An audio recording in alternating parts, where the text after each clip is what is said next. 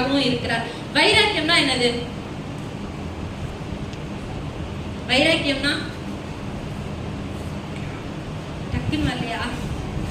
வைராக்கியம்னா ஒரு விஷயத்த செய்யணும் அப்படின்னு சொல்லிட்டு நம்ம நினைக்கிறோம், நினைச்சிட்டு அதை செய்யணும் அப்படின்னு சொல்லிட்டு நினைக்கிறோம். அதுக்கு தடை வந்தாலும் என்ன வந்தாலும் அதை வந்து நம்ம தொடர்ந்து செய்வேன் அப்படின்ற ஒரு உறுதியோட, ஒரு விடாப்பிடியான ஒரு முயற்சி அப்படின்னு கூட வச்சுக்கலாம். விடாப்பிடியா அதை வந்து பிடிச்சுக்கிறது பேர் தான் என்னது? வைராக்கியம் அப்படின்னு சொல்லியிருக்கு. ஆண்டவர் நம்மள ஒரு நாள் பிடிச்சாரா இல்லையா? எப்படியோ ஒரு வகையில ஆண்டவர் உங்களையும் என்னையும் பிடிச்சிருக்கிறார். அந்த பிடிச்ச பிடியில இருந்து உங்களையும் என்னையும் அவர் என்ன பண்றது இல்ல, கொஞ்சம் லூஸ் வேணா விடலாமே ஒழிய ஒருபோதும் உங்களையும் என்னையும் ஆண்டவர் என்ன பண்ண போறது இல்ல, விட போறது இல்ல. அதுல அவர் வைராக்கியமா இருக்கிறார். ஒருவேளை நாம வேணா அவரை விட்டு பிரிந்து கொஞ்சம் தூரம் போகலாம், ஆண்டவர் வெயிட் பண்ணுவாரு. அதே இடத்துல நின்று நம்ம மறுபடி வருகிறதுக்காக அவர் எப்போதுமே காத்து கொண்டு இருக்கிறார். உங்களுக்காகவும் எனக்காகவும் அவர் இன்றைக்கு மாத்திரம் இல்லை, அவர் எப்போதுமே வைராக்கியம் உள்ள ஒரு தேவனா இருக்கிறார். உலக மனுஷங்க நம்ம பட்சத்துல நின்று நான் உங்களுக்காக நிக்கிறேன், நான் உங்களுக்காக நான் வந்து இதை செய்யறேன் அதை செய்யணும், அவங்க நமக்காக வைராக்கியம் காண்பிக்கலாம். ஒரு சூழ்நிலை வரும்போது அவங்க நம்ம பட்சத்துல நிற்பாங்களா, நமக்காக அவங்க வைராக்கியம் காமிப்பாங்களா அப்படின்னு சொல்லிட்டு என்ன பண்ண முடியாது, நம்ம சொல்ல முடியாது. ஆண்டவர் ஒருவர் மாத்திரம்தான் உங்களுக்காகவும் எனக்காகவும் நம்ம பட்சத்துல நின்று நமக்காக வைராக்கியம் கொள்கிற ஒரே ஒருவர் நீங்களும் நான் ஆராதிக்கிற இயேசு கிறிஸ்து மாத்திரம்தான். சரி, இந்த இடத்துல சொல்லி இருக்கிறது வைராக்கியம் காண்பிக்கிற மேல உள்ள வசனங்கள் எல்லாம் வாசிச்சு பார்க்கும்போது இஸ்ரவேல் ஜனங்களை ஆண்டவர் அழைச்சு அபிஷேகம் பண்ணி ஆபிரகாம், ஈசாக், யாக்கோபு அப்படியே முற்பிதாக்கள், ராஜாக்கள் எல்லார் வழியாகவும் ஆண்டவர் அபிஷேகிச்சு வழி நடத்திட்டு வந்துட்டு இருந்தப்ப அவங்க அநேக முறை வழி விலகி போயிட்டே இருந்தாங்க. ஆனாலும் ஆண்டவர் என்ன பண்ணாரு, அவங்கள விடவே இல்லை. ஒவ்வொரு நாளும் அவங்க வழி விலகி போனாலும் ஆண்டவர் அவங்களுக்காக வெயிட் பண்ணாரு. அவங்களுக்காக வழி விலகி போனா அவர் போட்டும் எனக்காக வைராக்கியமா இருக்காரு அப்படின்னு நம்ம சொல்ல முடியாது. வழி விலகி போனா நம்ம போறதுக்கான தண்டனை, பனிஷ்மெண்ட் நமக்கு கண்டிப்பா உண்டு. நம்ம ஆண்டவர் பிடிச்சிருக்கிறாரு, அவரோட இதுல இருந்து நம்ம விலகி போகும்போது ஆண்டவர் சும்மா இருக்க மாட்டார், நம்மளை திருப்புறதுக்காக நமக்கு தண்டனைய கண்டிப்பா தருவார்.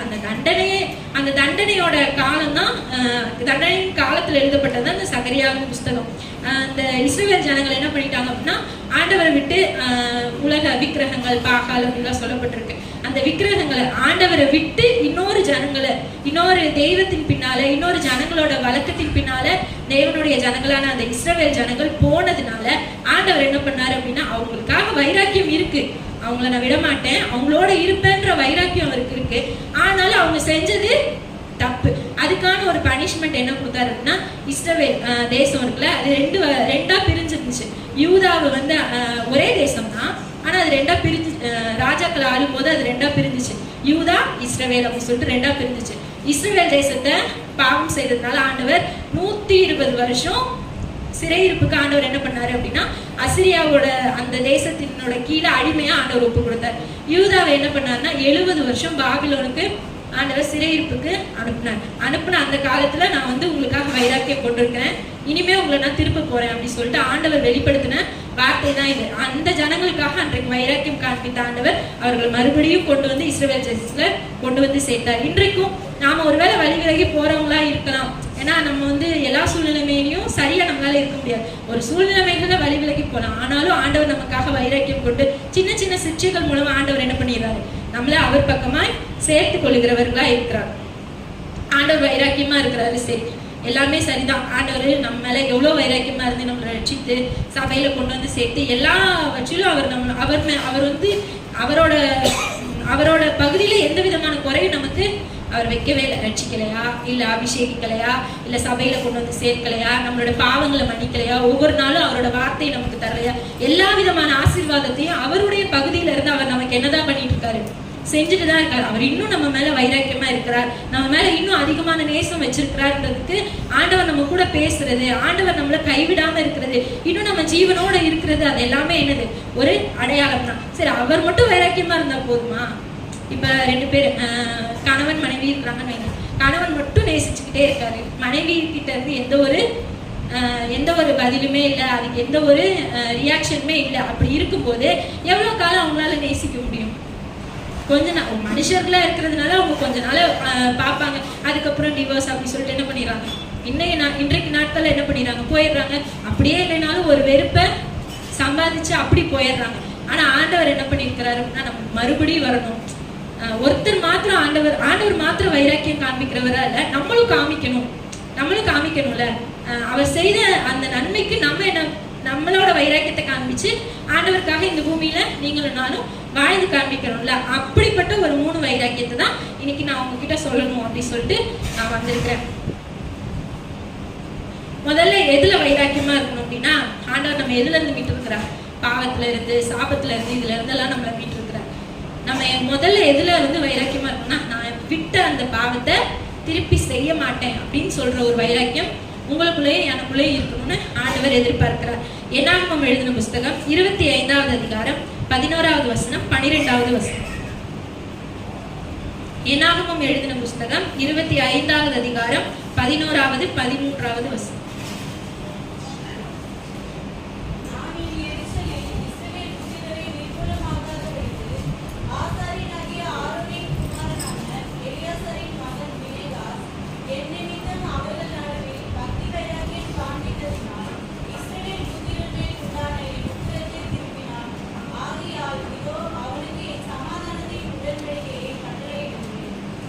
இதுல சொல்லி இருக்கிறது, பினகாஸ் வந்து தன்னோட பக்தி வைராக்கியத்தை இந்த இடத்துல வெளிப்படுத்தி இருக்கிறாரு.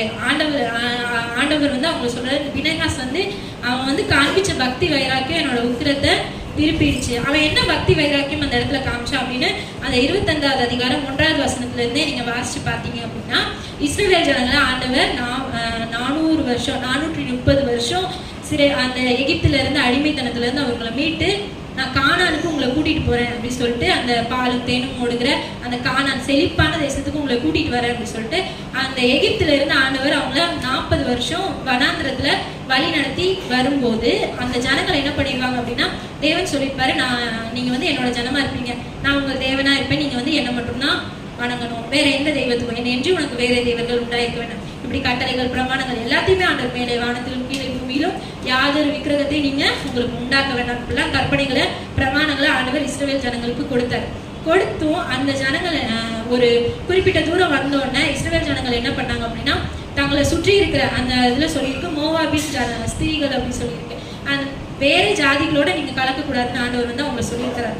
வேற ஜாதிகளோட அவங்க கலந்தாங்கன்னா அவங்க வழக்கம் இஸ்ரவேல் ஜனங்களுக்குள்ள வந்துடும். அவங்க தெய்வங்களை இவங்க என்ன பண்ணிடுவாங்க, வணங்கிடுவாங்க. இவங்க அப்படி செய்யக்கூடாது, இவங்களுக்கு நான் தான் தெய்வன் ஆண்டவர் வைராக்கியம் காமிச்சு அவர்களை அழைச்சிட்டு வராரு. வரும்போது இந்த ஜனங்கள் என்ன பண்ணிடுறாங்க அப்படின்னா, அந்த மோவாபிய ஸ்திரீகள் அவங்களோட வேசித்தனம் பண்ண ஆரம்பிச்சிடுறாங்க. இப்படி தேவன் வந்து இன்னொரு ஜாதிகளோட கலக்கக்கூடாது அப்படின்னு சொல்லி இருக்கிறார். ஆனா இந்த ஜனங்கள் என்ன பண்ணுவாங்க அப்படின்னா, அவங்களோட வேசித்தனம் பண்ணதுனால அவங்க கூட பழகிட்டு இவங்க வேசித்தனம் பண்ணது மாத்திரம் இல்ல, அந்த ஸ்திரீகள் வந்து அவங்களோட தேவர்களுக்கு திருவிழா அந்த மாதிரி எல்லாம் கொண்டாடுவாங்கல்ல, அந்த மாதிரி அவங்களுக்கு பூஜை செய்யறதுக்காக கூப்பிடும் போது இஸ்ரவேல் ஜனங்கள் அங்க போய் அந்த விருந்துல என்ன பண்ணாங்க, போய் சாப்பிட்டாங்க. ஆண்டவருக்கு கோபம் வந்துருச்சு. நான் வந்து இவ்வளவு தூரம் ஆண்டவர் வந்து ரட்சித்து வழி நடத்தி அவங்களை கொண்டு வரும்போது ஆண்டவரோட கட்டளைக்கு மீறி போகும்போது ஆண்டவருக்கு என்ன வரும், கோபம் வந்துருச்சு. கோபம் வந்து அதுவும் சாதாரண சின்ன தப்பு பெரிய தப்பு இல்லை, ஆண்டவர் வெறுக்கிற மிக மிக முக்கியமான ஒரு பாவம் விக்கிரக ஆராதனை. வேற இதுல வந்து நம்ம செய்யக்கூடாது அப்படின்றது ஆண்டவர் ரொம்ப வைராக்கியமா இருக்கிற அந்த விக்கிரக ஆராதனையை அவங்க போய் செஞ்சு அந்த இதுக்கு படைக்கப்பட்டதை இவங்க சாப்பிட்டதுனால ஆண்டவருடைய கோபம் வந்துச்சு. சரி, இந்த கோபம் வந்துருச்சு, இதை வந்து எப்படி நிவர்த்தி செய்யறது, இதுக்கு வந்து என்ன செய்யலாம் அப்படின்னு சொல்லிட்டு ஆண்டவர் இடத்துல மோசே ஆரோன் எல்லாரும் போய் கேட்குறாங்க. ஆண்டவர் சொல்றாரு, நீங்க வந்து ஆண்டவர் வந்து நீங்க அந்த இதுல போய் சாப்பிட்டு வந்த யாரையுமே உயிரோட வைக்காதீங்க, எல்லாரையுமே கொன்னுருங்க அப்படின்னு சொல்லிட்டு ஆண்டவர் சொல்லிட்டு இருக்காரு. ஜனங்கள் எல்லாம் நின்று எல்லாரையும் கொல்றதா அப்படின்னு சொல்லிட்டு ஜனங்கள் அந்த ஆசரிப்பு கூடாரத்தோட வாசல்ல நின்று எல்லாரும் அழுதுட்டு இருக்காங்க. அழுதுட்டு இருக்கும் போதே இன்னும் ஒருத்தர் என்ன பண்றாரு அப்படின்னா, வேசித்தனம் பண்றதுக்காக ஒரு பொண்ணோட அவர் கூட்டிட்டு போறாரு. இத வைராக்கியக்குள்ள நம்ம வாசிச்ச அந்த பினகாசன் சொல்லி இருக்கிற அந்த வாலிபன் அவன் வந்து என்ன பண்றான் அப்படின்னா, அதை பார்த்த உடனே அவனால தாங்க முடியல. அந்த கோபத்துல என்ன பண்ண, ஆண்டவருக்காக வைராக்கியம் காண்பிக்கிறதுக்காக தேவன் செய்யக்கூடாதுன்னு சொன்னதை நீங்க செய்யுங்களே அப்படின்னு சொல்லிட்டு அவன் என்ன பண்றான், அந்த இடத்துல ஒரு பெரிய ஈட்டியை எடுத்துட்டு போய் அவங்க தப்பு செஞ்சுட்டு இருக்கும் போதே அந்த பொண்ணையும் குத்தி அந்த மனுஷனையும் குத்தி அந்த இடத்துல என்ன பண்றான், கொல்றான். கொன்னதோட தேவனோட கோபம் இஸ்ரவேல் ஜனங்களை விட்டு மாறினதா இருக்கு. இந்த கோபம் மாறுகிறதுக்கு அவன் பாவம் செய்யாம இருந்தது ஒரு காரணம். பினகாஸ் இந்த இடத்துல வந்து ஒருவேளை அவனும் மற்ற சுற்றி இருக்கிறவங்க எல்லாம் 24,000 ஜனங்கள் வந்து அந்த தேவனோட கோபத்தினால அந்த இடத்துல இறந்தாங்கன்னு சொல்லியிருக்கு. 24,000 பேர் தப்பு செய்யும் போது அவரும் ஒரு மனுஷன் தானே, அவன் என்ன செய்யல, அந்த தப்பை செய்யல. அவனுக்குள்ள ஒரு வைராக்கியம் இருந்தது, நான் தேவனுக்கு விரோதமா நான் செய்ய மாட்டேன்ற ஒரு வைராக்கியம் பினெகாசுக்குள்ள இருந்தது. அப்படிப்பட்ட ஒரு வைராக்கியம் நமக்குள்ளே இருக்கும். நான் வந்து நம்மளை சுற்றி இருக்கிறவங்க துன்மார்க்கமான ஜனங்கள் தான் இருக்கிறாங்க, பாவம் செய்கிறவர்களா தான் இருக்கிறாங்க. ஆனா நீங்களும் நானும் எப்படி இருக்கணும்? பினெகாசை போல ஆண்டவருக்காக பக்தி வைராக்கியம் உள்ளவர்களா எந்த ஒரு தப்பு நடந்தாலும் அதுக்கு நம்ம என்ன பண்ணக்கூடாது, நம்ம செய்யக்கூடாது முதல்ல. ரெண்டாவது, அவன் வந்து அந்த தவறுக்கு உடன்பட்டு சரியில்லை, அவங்க போனா போட்டுன்னு அந்த இடத்துல அவன் நின்று இருக்கலாம்ல. அத்தனை பேரும் நின்று அழுதுட்டு தான் இருக்கிறாங்க. ஆனா இவன் மட்டும் என்ன பண்றான், அவனோட ஆண்டவர் மேல அவனுக்கு இருந்த வைராக்கியம் தாங்க முடியல. அவன் என்ன பண்றான், உங்களை என்ன பண்றது, இப்படி இவ்வளவு சாபம் வந்துருச்சு, இது தெரிஞ்சவங்க போய் தப்பு செய்யறாங்களே அப்படின்னு சொல்லிட்டு ஈட்டி எடுத்துட்டு போய் அவனை குத்தி அந்த இடத்துல அந்த சாபத்துக்கு ஒரு முடிவு அந்த இடத்துல கட்டினான். நம்மளும் எப்படி இருக்கணும்னா உடன்படக்கூடாது. நம்ம கூட தவறு செய்யறாங்க, ஒண்ணு விலகி வந்துடணும். ரெண்டாவது என்ன, அன்னைக்கு இருந்த மாதிரி நம்ம ஈட்டி எடுத்துட்டு போய் குத்தி அவங்கள கொல்ல முடியுமா? நம்ம கிருபையின் காலத்துல இருக்கிறோம், நமக்குன்னு வரையறுக்கப்பட்ட கட்டளைகள்லாம் இருக்கு. நம்ம இந்த காலத்துல என்ன பண்ண முடியாது, அவங்கள போய் குத்தி கொள்ளலாம் முடியாது. நம்ம என்ன பண்ணிடணும், அந்த இடத்த விட்டு விலகி வந்துடணும். ரெண்டாவது அவங்களுக்காக ஜெபிக்கணும். அவங்களோட தவறுக்கு நம்ம என்ன பண்ணிடக்கூடாது, உடன்பட கூடாது. நமக்கு தெரிஞ்சும் அதுக்கு வந்து நம்ம எந்த விதத்திலும் சப்போர்ட் பண்ணி என்ன பண்ணிடக்கூடாது, இருந்துடக்கூடாது. முதல்ல பாவம் செய்ய மாட்டேன் அப்படின்னு சொல்ற வைராக்கியம் இருக்கணும். ரெண்டாவது, அதுக்கு நான் உடன்பட மாட்டேன் அப்படின்னு சொல்ற வைராக்கியம். பாவம் செய்ய மாட்டேன்ற வைராக்கியம் முதலாவது உங்களுக்குள்ளேயும் எனக்குள்ளேயும் இருக்கணும்னு ஆண்டவர் எதிர்பார்க்கிறார். ரெண்டாவதாக, உடன்படிக்கையை தள்ளிவிட மாட்டேன். ஆண்டவரோட செஞ்ச உடன்படிக்கையில ஒருபோதும் அதை நான் தள்ளி விட்டு நான் என்ன பண்ணிட மாட்டேன், போக மாட்டேன். ஆண்டவரோட நீங்களும் நான் உடன்படிக்கை செய்திருக்கோமா இல்லையா? உடன்படிக்கைன்னா என்ன கேட்குறீங்களா? உடன்படிக்கைன்னா எப்படி நம்ம ஆண்டவரோட உடன்படிக்கை செஞ்சிருக்கோம்? எப்படி உடன்படிக்கை செஞ்சிருக்கோம்? ஞாபகம் இல்லையா? ஞானஸ்தானத்தின் மூலமா நீங்களும் நானும் ஆண்டவரோட என்ன பண்ணிருக்கோம், உடன்படிக்கை செய்திருக்கோம். என்ன சொல்லி உடன்படிக்கை செஞ்சிருக்கோம்? 4 கேள்வி கேட்பாங்க, ஞாபகம் இருக்கா? ஞானஸ்தான தொட்டியில இறங்கி அப்படியே இப்படி மூக்க பிடிச்சிட்டு நிக்கையில அவங்க 4 கேள்வி கேட்பாங்க, ஞாபகம் இருக்கா? என்ன கேள்வி கேட்பாங்க? ஆண்டவர் தான் உண்மையான தெய்வம்னு சொல்லிட்டு நீங்க விசுவாசிக்கிறீங்களான்னு கேட்பாங்க. ரெண்டாவது, உன் பாவத்தெல்லாம் ஆண்டவர் மன்னிச்சிருக்காருன்னு நீ விசுவாசிக்கிறியா அப்படின்னு சொல்லிட்டு கேட்பாங்க. மூணாவது, சொந்த ரட்சகரா ஏற்றுக்கொள்கிறீங்களான்னு கேட்பாங்க. இன்னொரு கேள்வி கேட்பாங்கல்ல, மரணம் வரையும் நீ என்ன பண்ணுவ, இந்த உலகத்துல தேவனுக்காக சாட்சியா நிப்பியா அப்படின்னு சொல்லி கேட்பாங்க. நான் நிப்பேன் அப்படின்னு சொன்னனாலதான் உங்களுக்கு எனக்கு என்ன பண்ணிருக்காங்க, ஞானஸ்தானம் கொடுத்துருக்காங்க. ஒருவேளை நான் வந்து நிக்கலாம் மாட்டேன், கொஞ்சம் அங்கிட்டு இங்கிட்டு போக வேண்டியதுலாம் இருக்கு, அப்பெல்லாம் நான் போயிட்டு தான் வருவேன் அப்படி சொன்னா நமக்கு ஞானஸ்தானம் என்ன பண்ணிருக்க மாட்டாங்க, கொடுத்துருக்க மாட்டாங்க. இறங்கின தண்ணியில இருந்து மேல ஏத்தி விட்டுருப்பாங்க. நம்ம எல்லாத்துக்கும் ஒத்துருக்கோம், ஆண்டவரோட என்ன பண்ணிருக்கோம், அந்த தண்ணீர்ல உடன்படிக்கை செஞ்சிருக்கோம். ஞானஸ்தானத்தின் மூலமா தேவனோட நம்ம என்ன பண்ணிருக்கோம், இனி எந்த தவறும் செய்ய மாட்டேன், தவறு செய்ய மாட்டேன்னா, ஒருவேளை தவறு செஞ்சாலும், ஏன்னா நம்ம மனிதர்களா இருக்கிறோம், தவறு செய்யாம இருக்கலாம், ஆனாலும் இன்னும் நம்ம அந்த நிலைக்கு வளராததுனால அடிக்கடி நம்ம என்ன பண்ணுகிறோம், தவறுகிறவர்களா இருக்கிறோம். ஆனாலும் அதுலயே நிலைச்சு இருக்கக்கூடாது. தவறு செஞ்சாலும் மறுபடியும் ஆண்டவரிடத்துல போய் நம்ம ஒப்புரவாக்கி அவருக்குள்ள நம்ம ஒவ்வொரு நாளும் என்ன பண்ணிருக்கணும், நம்மளை ஒப்புரவாக்கி கொண்டே இருக்கணும் அப்படி சொல்லிட்டு வேதம் சொல்லியிருக்கோம். நம்ம கடைசி வரை நிலை நிற்போம்னு சொல்லி ஆண்டவரோட என்ன பண்ணிருக்கோம், உடன்படிக்கை செஞ்சிருக்கிறோம். அந்த உடன்படிக்கையில ஒருபோதும் அந்த உடன்படிக்கையை தள்ளி விட்டு என்ன பண்ணிடக்கூடாது, நம்ம போய் பாவத்தை செஞ்சிடக்கூடாது. ஆண்டவரோட செஞ்ச உடன்படிக்கையில நம்ம உறுதியா வைராக்கியமா இருக்கணும்னு ஆண்டவர் விரும்புகிறார். 1 ராஜாக்களின் புஸ்தகம் 19வது அதிகாரம் 10வது வசனம்.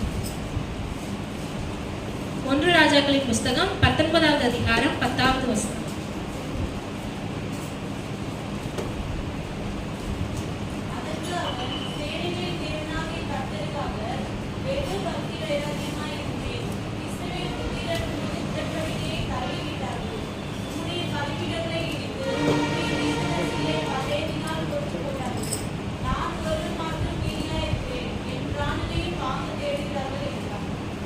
இந்த இடத்துல எலியா வந்து அவரோட பக்தி வைராக்கியத்தை இந்த இடத்துல சொல்லி காண்பிக்கிறார். எப்படி அவர் பக்தி வைராக்கியத்தை காண்பிச்சாரு அப்படின்னா, பாகால் இஸ்ரவேலோட ராஜா, தேவனால் தெரிந்து கொள்ளப்பட்ட ஜனங்களோட ராஜா என்ன பண்ணிடுறாரு அப்படின்னா, அந்நிய விக்கிரகங்களை நாடின ஒரு பெண்ணை அவர் திருமணம் செய்து கொள்ளுகிறாரு.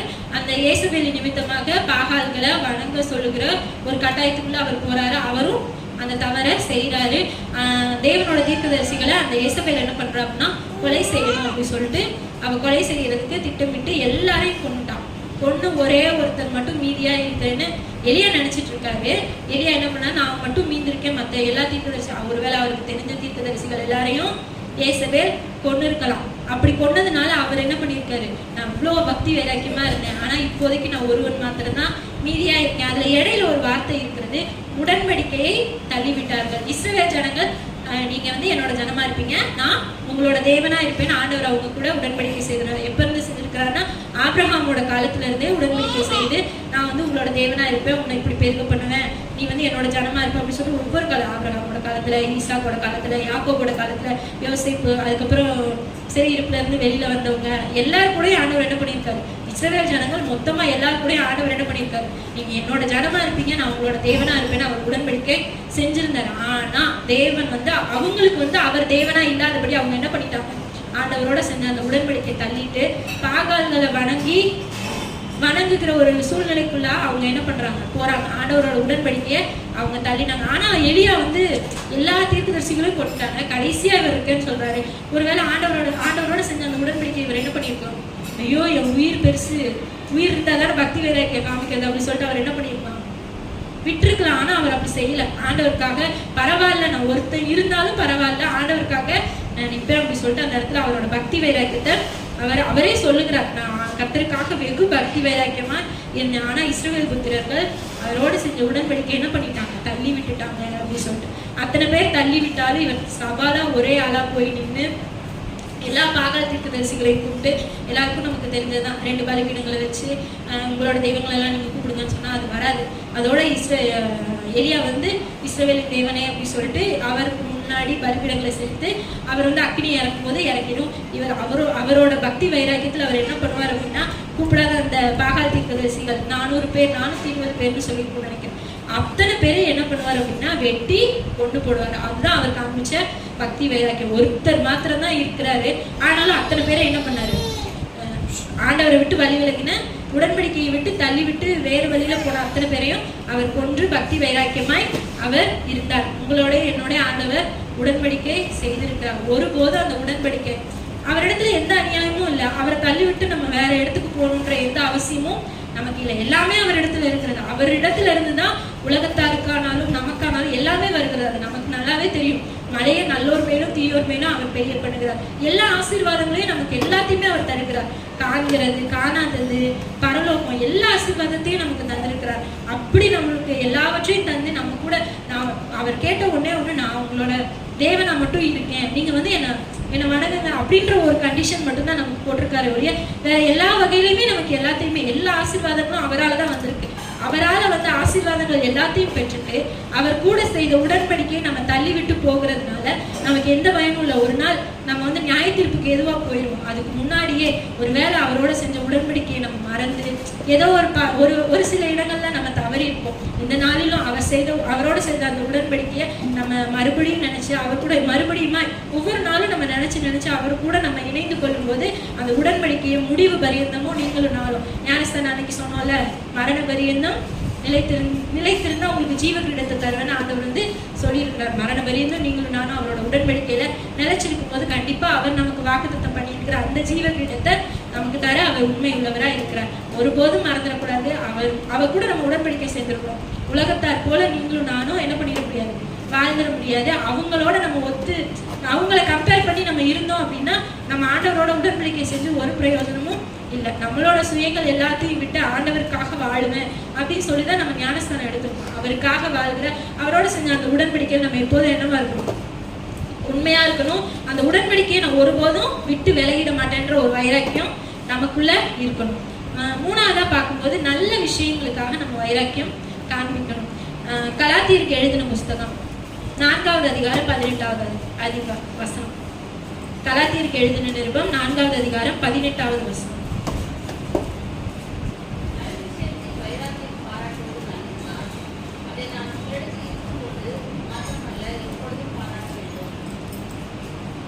நல்ல விஷயங்களில் வைராக்கியம் பாராட்டுவது நல்லதுதான் அப்படின்னு சொல்லிட்டு சொல்லியிருக்கிறது. நல்ல விஷயங்களுக்காக நம்ம என்ன பண்ணணும், வைராக்கியம் பாராட்டணும். தேவனுக்கு அடுத்த எல்லா விஷயங்களுமே நல்ல விஷயங்கள் தான். ஆண்டவருக்காக செய்கிற ஒவ்வொரு காரியத்திலும் நம்ம வைராக்கியமா இருக்கணும். ஆண்டவரோட என்ன ஆண்டவருக்காக இருந்தாலும் சரி, நல்ல காரியங்கள் என்ன சுவிசேஷம் சொல்றது. எக்ஸாம்பிளா பார்க்கும்போது பவுல் இருக்காரு. அப்போஸ்தலருக்கு எழுதின நிருபம் 17வது அதிகாரம் 16வது 17வது வசனத்தை வாசிக்க கேட்போம். அப்போஸ்தலர் 17வது அதிகாரம் 16வது 17வது வசனம்.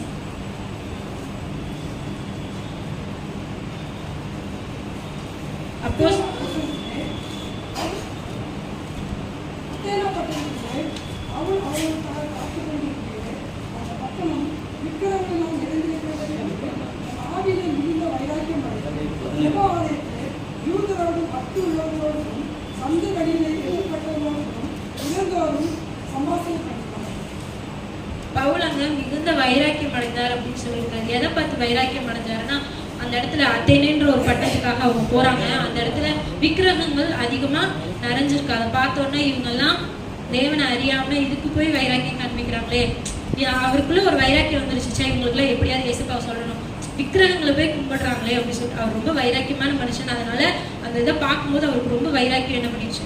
வந்து அவர் என்ன பண்றாரு அப்படின்னா, அவங்களுக்கிட்டே போய் அழகா அவங்களுக்கு சுவிசேஷம் சொல்லுவார். அதில் சொல்லியிருக்கிறது, நீங்க கும்பிடுற அவங்க எல்லாரையும் கூப்பிட்டு சொல்லுவார், நீங்க கும்பிடுற எல்லாமே சரிதான், ஆனா அதுல ஒரு இது வந்து மிஸ் ஆகுது அப்படின்னா என்ன அப்படின்னு கேட்கும்போது, அறியப்படாத தேவனுக்கு அப்படின்னு சொல்லி ஒண்ணு அதுல வந்து இருக்கு, ஆனா நீங்க எல்லாம் அறியாம இருக்கிறீங்கன்னு சொல்லிட்டு இயேசுவை பத்தி ஞானமாய் அவர் அந்த இடத்துல இயேசுவை பத்தி சொல்லி சுவிசேஷத்தை வைராக்கியமா இந்த இடத்துல அறிவிக்கிறார். நம்மளா இருந்தா என்ன பண்ணிருப்போம், இப்ப ரோட்ல வந்து இப்ப ஆடி மாசமா இருக்கு, நிறைய என்ன பண்ணுது, ரோட்ல பயங்கர வைராக்கியமா என்ன பண்ணிட்டு இருக்காங்க, போயிட்டு இருக்காங்க. நம்ம போய் முன்னாடி நின்று ஒரு நிமிஷம் நில்லுங்க அப்படின்னு சொல்லிட்டு நம்ம சொல்ல முடியுமா? நமக்கு வந்து அந்த அளவுக்கு வைராக்கியம் இல்லை, அந்த அளவுக்கு தைரியமும் இல்லை. ஆனா பவுல் என்ன பண்ணியிருக்காரு, அவ்வளவு வைராக்கியமா முன்னாடி போய் நின்று, அறியப்படாத தேவன் உங்களுக்குள்ள ஒருத்தர் இருக்கிறாரு, அவரை பத்தி நான் சொல்றேன் அப்படின்னு சொல்லிட்டு என்ன பண்ணாரு, வைராக்கியமா போய் நின்று அவங்களுக்கு சுவிசேஷத்தை இருக்கிறார். நம்ம அப்படி போய் நிறுத்தி நம்ம சொல்லனாலும் நம்ம கூட இருக்கிறவங்களுக்கு, நம்ம கிட்ட கொஞ்சம் பேசின நமக்கு தெரிஞ்ச ஒரு சிலருக்காவது, எப்படியாவது என் கூட இவ்வளவு ஸ்நேகமா இருக்கிறவங்க, உங்க கூட வேலை பார்க்குறவங்களா இருக்கலாம், உங்க பக்கத்து வீட்டுல உங்ககிட்ட நல்லா பேசுறவங்களா இருக்கலாம், யாரா வேணா இருக்கலாம், இவ்வளவு நல்லா பேசுறாங்க, இவங்க நரகத்துக்கு போயிடக்கூடாது அப்படின்ற ஒரு வைராக்கியம், நம்ம எப்படியாவது அவங்களுக்கு இயேசுவை பத்தி சொல்லிடுறோம் அப்படின்ற வைராக்கியம் நமக்குள்ள இருக்கிறது. அது ஒரு நல்ல விஷயம் தானே, சுவிசேஷம் சொல்றது நல்ல விஷயம் தானே. நல்ல விஷயத்துக்காக வைராக்கியம் பாராட்டலாம். ரெண்டாவது பார்க்கும்போது நெகேமியா அலங்கம் கட்டுறாரு. அவங்களுக்கு வந்து நிறைய பிரச்சனை. நெகேமியா புஸ்தகத்தை வாசிங்கன்னா அதெல்லாம் உங்களுக்கு தெரியும். அவங்க என்ன பண்ணுவாங்க அப்படின்னா, நெகேமியா ஆலயங்கள்லாம் இடிஞ்சு கிடக்கும். நெகேமியா வந்து துக்கமுகமா ராஜாவோட சமூகத்துல போய் நிற்பாரு. ஏன் நீ துக்கமா இருக்க அப்படின்னு கேட்கும்போது, என்னோட தேவனோட ஆலயமாக இடிஞ்சு கிடக்கு, பாலாய் போயிருக்கு அப்படி சொல்லிட்டு துக்கத்தோட சொல்லவும், ராஜா நெகேமியா மேல பிரியமா இருக்கிறதுனால சரி நீங்க போய் அதை கட்டுங்க, அலங்கம் வந்து இடிஞ்சு கிடக்கும், நீங்க போய் அலங்கம்னா அந்த சுற்றி இருக்கிற சுவர், அதை வந்து நீங்க போய் கட்டுங்க அப்படி சொல்லிட்டு சொல்லுவாரு. சொன்னோன்னே இவங்க எல்லாரும் வர்றாங்க. வந்தா ஆண்டவருக்காக செய்யணும் அப்படின்னு சொல்லிட்டு ஒரு வைராக்கியத்தோட வந்துட்டாங்க. ஆனா அந்த வைராக்கியத்தை அவங்க விடவே இல்லை. எப்படின்னா, சன்பல்லா தொவியான்னு 2 பேர் என்ன பண்றாங்க அப்படின்னா, அவங்கள வந்து டார்ச்சர் பண்ணிட்டே இருக்காங்க. அவங்களோட வேலையை அவங்க கவனமாய் செய்ய முடியாதபடி அவங்க ஒவ்வொரு விஷயத்தினால நிறைய விஷயத்துல சொல்லி சொல்லி சொல்லி நிறையனா கூட இவங்க கட்டுற சுவர்லாம் இடிஞ்சு போயிடும் அப்படின்னு சொல்லிட்டு அவங்க கட்டுற, இப்ப நம்ம ஒரு வேலை செய்யறோம், அதை வந்து என்கரேஜ் பண்ணலைனாலும் பேசாம இருந்துட்டா பரவாயில்ல. அவங்க என்ன பண்ணுவாங்க, என்னத்தை கட்டுறீங்க, இதெல்லாம் உடஞ்சு போயிடும், இடிஞ்சு போயிடும், நிறைய ஏறி போனாலே இதெல்லாம் இடிச்சிடும் அப்படின்னு சொன்னா எவ்வளவு கஷ்டமா இருக்கும். ஆனா அதெல்லாம் அப்படியெல்லாம் சுற்றில இருக்கிறவங்க பேசுறாங்க. ரெண்டாவது அவங்களை தாக்க வர போறாங்க, இடிச்சிருவாங்க, சண்டைக்கு வந்துருவாங்களோ எல்லா பயத்தோடையும் அவங்க எப்படி அந்த ஆலயத்தை வைராக்கியமா, அந்த அலங்கத்தை எப்படி வைராக்கியமா கட்டினாங்கன்னா, ஒரு கையில ஆயுதங்களை வச்சிருப்பாங்க, இன்னொரு கையினால, ஒரு கையில ஆயுதத்தை வச்சுட்டு இன்னொரு கையினால அந்த வேலைகள் எல்லாம் அவங்க வந்து செஞ்சாங்க. பிரச்சனை வந்தாலும் போராட்டம் வந்தாலும் அவங்க செய்யணும்னு ஒரு தீர்மானத்தோட அந்த இடத்துக்கு போறாங்க, அந்த அலங்கத்தை கட்டணும். அந்த இதை வந்து அவங்க என்ன பண்ணல, அந்த வைராக்கியத்தை விட்டு அவங்க திரும்பி வரவே இல்லை. பிரச்சனை வந்துச்சு, ஆனா ஒரு கையில அவங்கள எதிர்க்கிறதுக்கு வச்சுட்டு இன்னொரு கையில அந்த வேலையை அவங்க என்ன பண்ணாங்க, செஞ்சாங்க. நம்மளும் இந்த பூமியில எதிர்ப்புகள் இருக்குதான், ஆனாலும் இன்னொரு பக்கம் நம்ம ஆண்டவருக்காக வாழ வேண்டியதை, அவருக்கு நம்ம காண்பிக்க வேண்டிய அந்த பக்தி வைராக்கியத்தை நீங்களும் நானும் காண்பிக்கும் போது அவர் நம்ம மேல என்ன எப்படி இருப்பாரு அப்படின்னா பிரியமா இருப்பார். அவர் மாத்திரம் வைராக்கியம் காண்பித்தா, அவர் காண்பிக்கிறவர் தான், அவர் மாற்ற மாட்டார். இருந்தாலும் நம்மளும் காண்பிக்கணும் அப்படின்றது.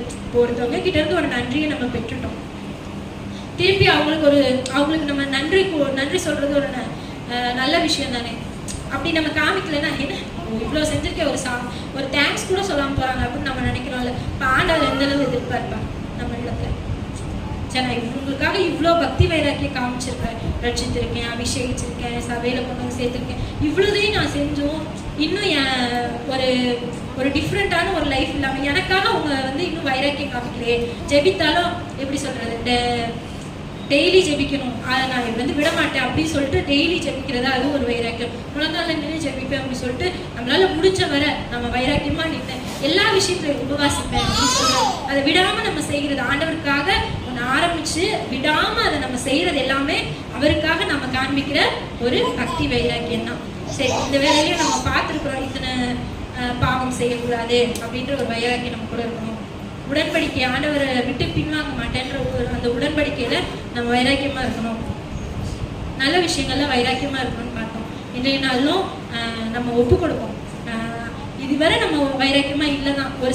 ஒரு சிலதுல வைராக்கியம் காமிச்சாலும் இன்னொரு பக்கம் பார்க்கும்போது நம்ம சோர்வா இருப்போம். நம்மளோட பலவீனத்தினால நம்ம அதுல என்ன பண்றது இல்லை, வைராக்கியம் காண்பிக்கிறது இல்லை. எனக்கே உட முடியல, நானே இப்படி இருக்கேன், நானே இப்படி இருக்கேன் அப்படி சொல்லி இல்லாம கொஞ்சம் ட்ரை பண்ணும்போது ஆண்டவருக்காக நம்ம வைராக்கியமாய் வாழ்வோம். அவர் நம்ம மேல பிரியப்பட அது ஏதுவா இருக்கும். இந்த இடத்துல சொல்லப்பட்டிருக்க சீயோனுக்காக மகா கடும் வைராக்கியம் கொண்டிருக்கிறார் அப்படின்னு சொல்லிட்டு, மகா உக்கிரமான வைராக்கியம் கொண்டிருக்கிறார், கடும் வைராக்கியம் கொண்டிருக்கிறார் நமக்கு வந்து சொல்லப்பட்டிருக்கு. உங்களுக்காகவும் எனக்காகவும் எல்லா சூழ்நிலையிலும் நம்ம தவறே செஞ்சாலும் அவர் நமக்காக வைராக்கியமா தான் இருக்கிறாரு. அவர் காண்பித்த அன்புல, அவர் காண்பித்த இரக்கத்துல, அவர் நமக்கு வாக்கு பண்ணி இருக்கிற எல்லாத்துலயும் அவர் வைராக்கியமா தான் இருக்கார். ஒருபோதும் உங்களுக்கும் எனக்கோ விட்டு அவர் என்ன பண்ண போறது இல்லை, மாற்ற போகிறது இல்லை.